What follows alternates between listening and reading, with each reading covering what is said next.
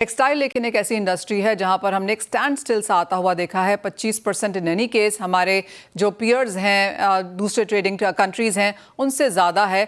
और अब जब भारत यहां पर 50% को स्टेयर कर रहा है, इसका मतलब टेक्सटाइल इंडस्ट्री के लिए क्या है। मिस्टर आर के विज हमारे साथ जुड़ चुके हैं। मिस्टर विज, बहुत शुक्रिया आपके समय के लिए।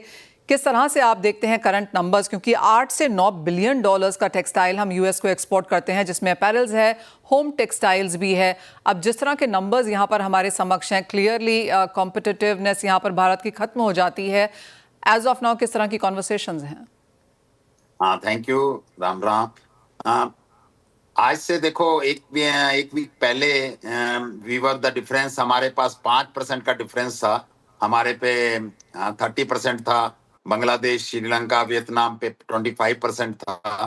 तो 5% के लिए हम डिस्कशन कर रहे थे, परंतु इन्होंने जो अब इसको 50% कर दिया है। और जबकि बांग्लादेश, वियतनाम, ये सब, श्रीलंका, इवन चाइना और हम इनसे अराउंड 30% महंगे हो गए हैं। तो इमीडिएटली तो एकदम सोचने को पड़ता है कि जो मैं पानीपत एसोसिएशन, गवर्नमेंट एसोसिएशन से मिला था, तो वो कह रहे थे कि अभी थोड़ा थोड़ा हमें हलचल लग रही है, क्योंकि पानीपत से होम टेक्सटाइल्स जाता है, अपैरल जाता है, लुधियाना से जाता है। तो अगर 30% होता तो 5% का जो फर्क था, 25%, 5% का जो फर्क था, तो वो तो हम गवर्नमेंट से हम रिक्वेस्ट कर रहे थे और गवर्नमेंट हमें सोच भी रही थी कि किसी ना किसी तरह वो एडजस्ट किया जाए। परंतु अब ये 50% का इमीडिएटली तो एक दफे लगेगा, क्योंकि जहाँ वहां के बायर हैं या हमारे, और टेक्सटाइल में इतना बेनिफिट है नहीं कि हम अपने प्रॉफिट में से निकाल पाए।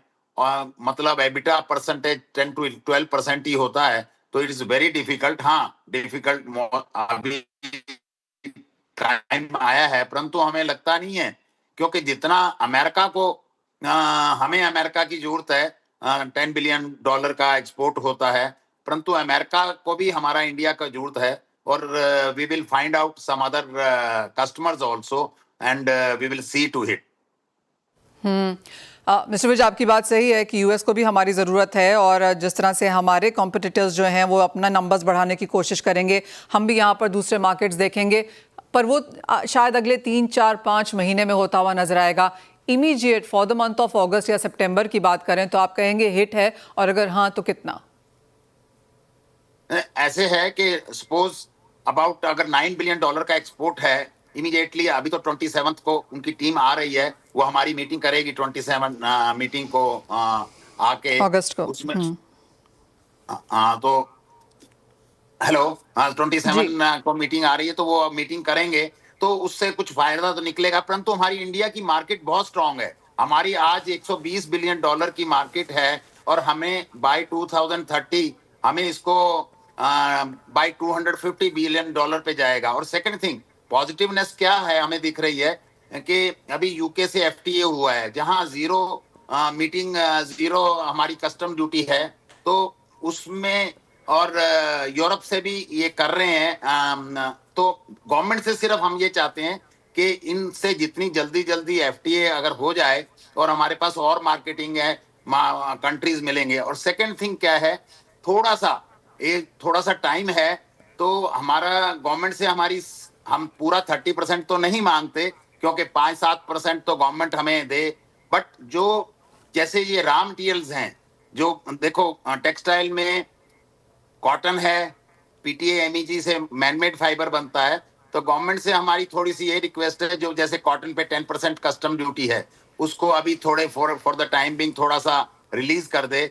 और फिर पीटीए एमईजी पे जो 5% है, उसको भी थोड़ा सा रिलीज कर दे, सो दैट हमारे पास रॉ मटेरियल थोड़ा इजी हो जाए। रॉ मटेरियल इजी होने से हमारी जो कॉस्ट ऑफ प्रोडक्शन है, कॉस्ट ऑफ गारमेंट है, वो कम हो जाएगी, उससे इंपोर्ट भी कम आ जाएगा, और हम दूसरी मार्केट में कम्पिटिटिव भी हो जाएंगे। और हमारे पास पूरा वर्ल्ड मार्केट है। ये तो है नहीं कि 9 का 9 बिलियन एकदम खत्म हो जाएगा।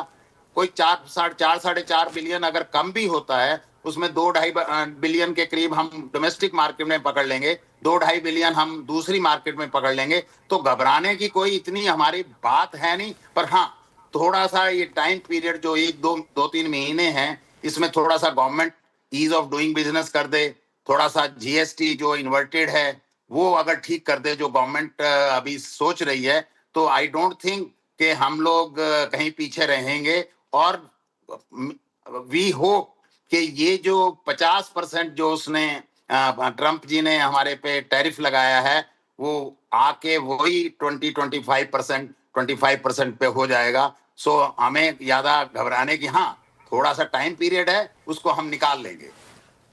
ऑल राइट मिस्टर विज, बहुत शुक्रिया साथ जुड़ने के लिए। तो जैसे आपने कहा एज ऑफ नाउ हम 30% ज़्यादा हैं अपने दूसरे कॉम्पिटिटर से, जो कि क्लियरली इंडिया के लिए कोई बहुत स्ट्रॉन्ग बात नहीं है। लेकिन जिस तरह से कहा गया कि सरकार से आपकी कुछ एक्सपेक्टेशंस हैं और एफटीएज अगर यहाँ पर हो जाते हैं, दूसरी मार्केट्स हम ढूंढ लेते हैं, तो फिर शायद हम यहाँ पर एक बैलेंस बनाते हुए नजर आएंगे। लेकिन एक नियर टर्म में ऑफकोर्स जैसे आपने कहा कंसर्न्स तो यहाँ पर हैं ही।